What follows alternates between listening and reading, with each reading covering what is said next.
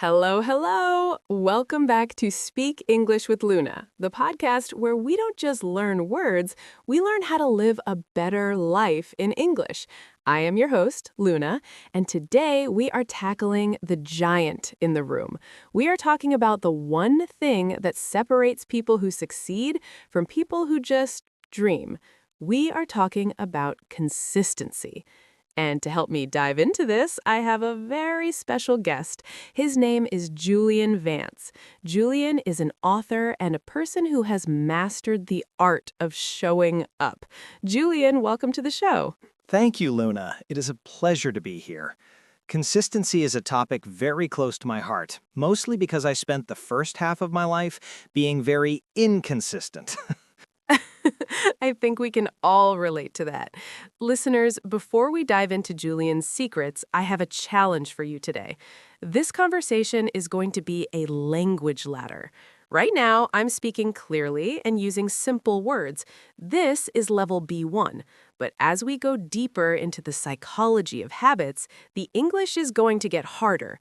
By the middle, we will hit B2, and by the end, Julian and I will be using C1 level vocabulary, real, complex, native level English. My challenge to you is do not turn this off. Even if it gets hard, stay with us. Use the context. If you stay until the end, you aren't just learning about consistency, you are practicing it right now. Julian, are you ready to push them a little bit today? I am ready, Luna. It's a perfect metaphor.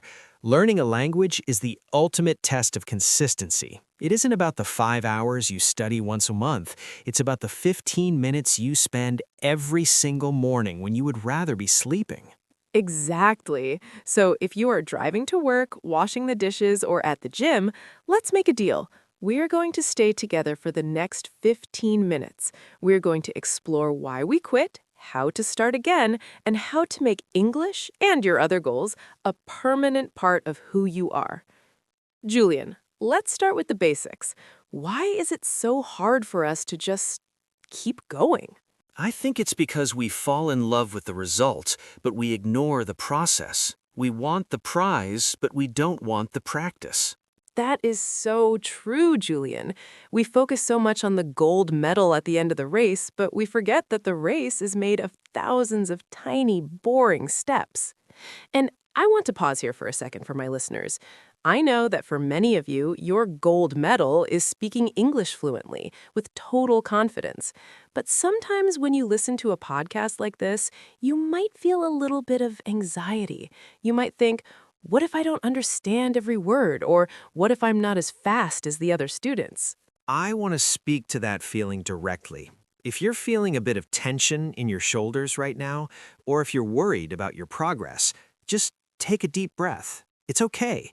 Growth is naturally uncomfortable. If you feel a little lost during this episode, it actually means your brain is working hard to find a new path. That is a safe place to be.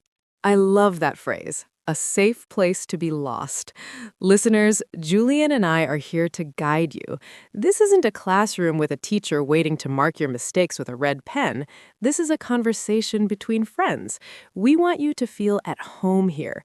Whether you understand 50% or 95% of what we say today, you are doing the work. You are being consistent just by hitting play. Exactly. Consistency doesn't mean being perfect. It means being present.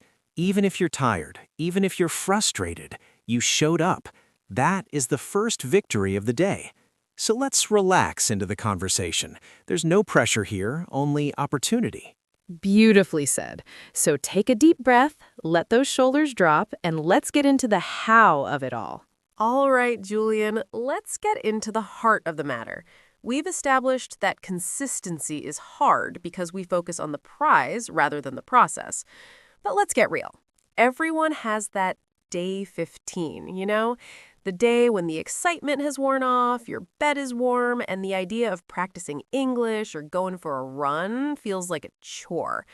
Can you share a story from your own life when you hit that wall and how you climbed over it? Absolutely, Luna. I remember when I decided to write my first book. I was in my late 20s, full of big ideas, but I had zero discipline.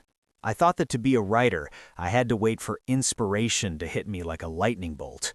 I would write 10 pages in one day, and then I wouldn't touch my laptop for 3 weeks. I was waiting for the perfect mood. And guess what? The book never got finished. I was stuck in a cycle of starts and stops. I think many of our listeners feel that exact same way with English.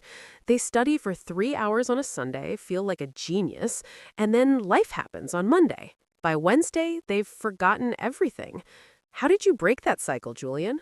I had to change my entire philosophy. I realized that professionals don't wait for inspiration, they rely on systems. I started a rule called the non-negotiable 10. It meant I had to write for 10 minutes every day, no matter what. Even if I was sick, even if I was traveling, even if I wrote absolute garbage. I had to lower the bar so much that it was impossible to fail. I stopped trying to be great and started trying to be present. This is where we transition from just trying to actually becoming. Lowering the bar to succeed. That sounds counterintuitive, doesn't it? We're taught to reach for the stars. But you're saying we should just reach for the doorstep first. Now, listeners, pay attention. Julian just used a very sophisticated concept. As we move into more complex English, I want you to notice how he describes the psychology behind this. Julian, can you explain why the brain resists big changes but accepts small ones? Certainly. When we attempt to make a massive, sweeping change, like saying, I will speak perfect English in 3 months, it triggers a sort of alarm in our brain.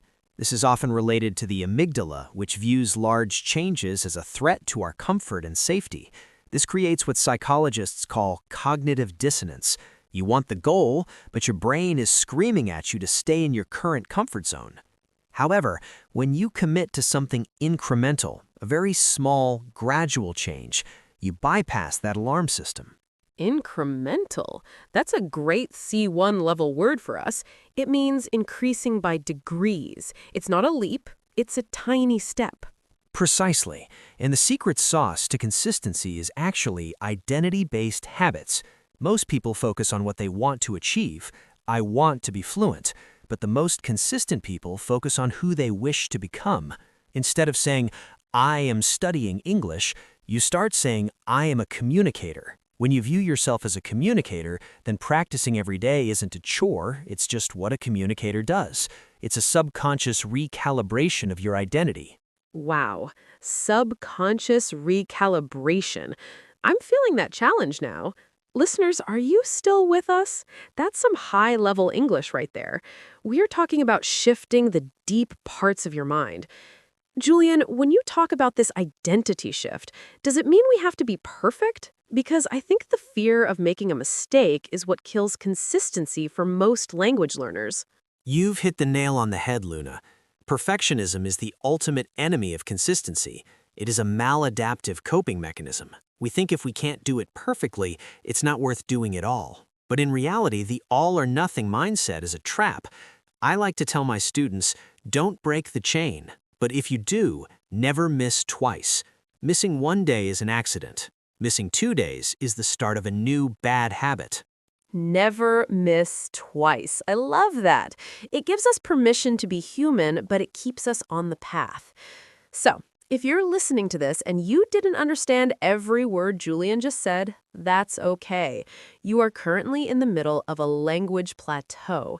In the beginning, you learn fast. Then it feels like you aren't making progress anymore. But Julian, that's exactly when the compound effect starts to work, right?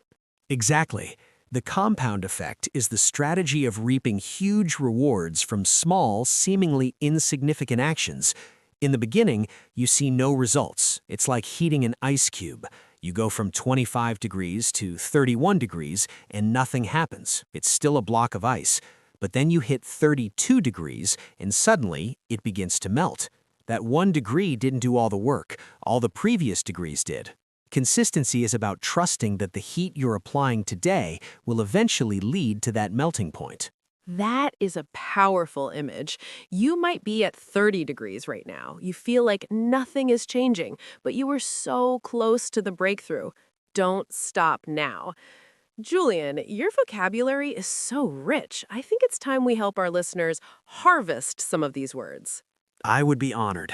Let's look at the tools we just used to build this bridge of understanding. It is time for our word tour.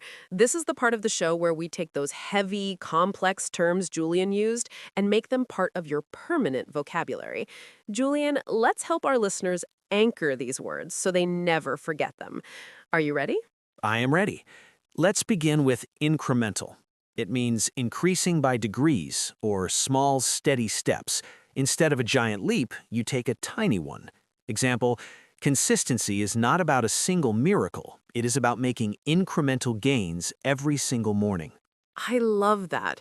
My favorite from our chat was cognitive dissonance. That's the psychological stress or mental itch we feel when our actions don't match our beliefs. Example, I felt massive cognitive dissonance because I told everyone I wanted to learn English, but I hadn't opened my book in 3 weeks.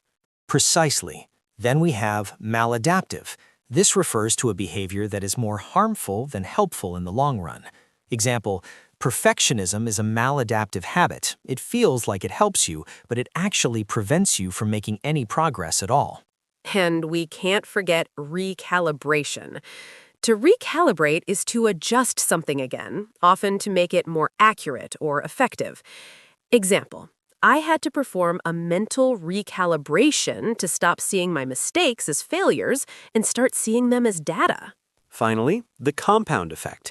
This is the process where small actions result in a massive payoff over time. Example, the compound effect of her daily 10-minute listening habit meant that after 1 year, she was understanding movies without subtitles. There you have it. 5 power words to upgrade your English. Now, before we wrap things up, we have a mission for you. This is the Community Challenge. We don't want you to just listen and then forget everything we talked about.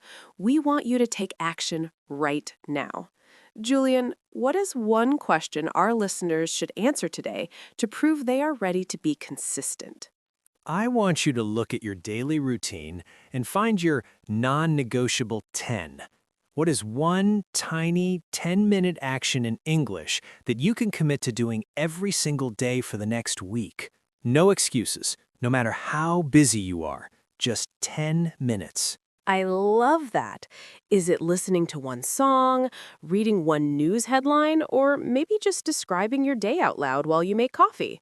Go to our social media and post your commitment using the hashtag #My10Minutes. We want to see your goals. Well, we have reached the end of our journey for today. But let me ask you the most important question. Did you stay with us until this very second? If you did, give yourself a pat on the back. You just completed the Language Ladder Challenge. We started at a simple B1 level. We climbed through B2, and we navigated some truly complex C1 level concepts like identity-based habits and cognitive dissonance. By simply finishing this episode, you have proven to yourself that you possess the consistency required to master this language. Indeed, it has been an honor to share this space with you. Remember, the path to mastery is paved with boring days. When it feels like nothing is happening, that is exactly when the most important work is being done. Stay the course. You are closer to your breakthrough than you think. Thank you so much, Julian, for your wisdom. Listeners, if this episode sparked something in you, please share it with one friend who needs a boost. Don't forget to subscribe to Speak English with Luna. Keep showing up, keep practicing your non-negotiable 10, and remember, you aren't just learning English, you are becoming the best version of yourself. I'm Luna, and I'll see you in the next episode. Bye-bye for now.